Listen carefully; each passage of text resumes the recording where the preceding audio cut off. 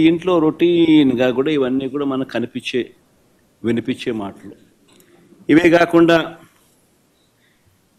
ఈ హామీలన్నిటికీ గ్యారంటీ ఇదిగో బాండ్లు అని చెప్పించారు. బాండ్లు హామీలకు గ్యారంటీ అంటూ ఇంటింటికి బాండ్లు కూడా పంచారు. అమలు చేయలేకపోతే ఏమన్నారు? అమలు చేయలేకపోతే చొక్కా పట్టుకోండి అన్నారు. అమలు చేయలేకపోతే చొక్కా పట్టుకుని నిలదీయండి అని కూడా అన్నారు.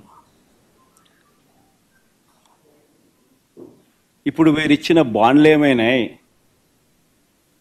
ఇప్పుడు వీరు చెప్పిన మేనిఫెస్టో హామీలు ఏమైనాయి? వీరు పంచిన పాంఫ్లెట్స్ ఏమైనాయి? ఎవరి చొక్కా పట్టుకోవాలి? ఈ 9 నెలల కాలంలో చంద్రబాబు నాయుడు గారి పాలనలో మనం చూస్తూ ఉన్నది ఇది. మరోవైపున చూస్తే రాష్ట్రానికి సంబంధించిన అప్పులు కేవలం ఈ 9 నెలల కాలంలోనే రికార్డులు బద్దలు కొట్టేసి, బహుశా ఎప్పుడు కూడా ఏ ప్రభుత్వం కూడా ఈ స్థాయిలో అప్పులు చేసిన పరిస్థితులు బహుశా దాఖలాలు ఎప్పుడు కూడా లేవు. ఆ స్థాయిలో రికార్డులు బద్దలు కొట్టేశారు. 9 నెలల కాలంలోనే బడ్జెటరీ అప్పులే,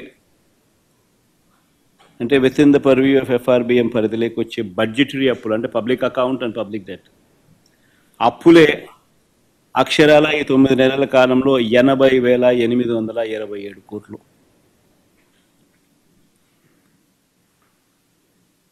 ఇవి కాక ఈ 9 నెలల్లోనే అమరావతి పేరు చెప్పి ఇప్పటికే తెచ్చిన అప్పులు, తేబోతున్న అప్పులు, ఈ రెండు మరో 52,000 కోట్లు.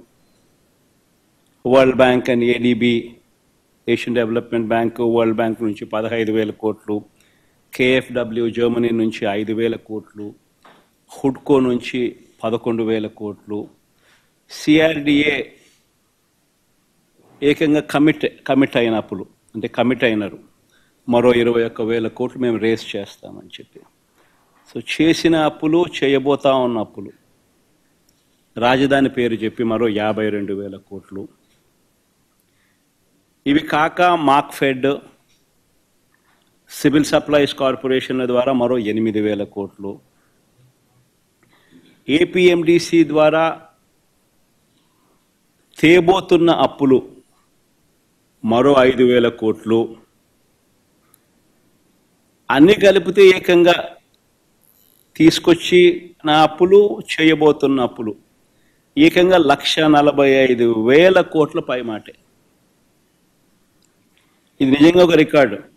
ఇది ఇంకో రికార్డు. ఎవరు బద్దలు కొట్టలేనంత పెద్ద రికార్డు.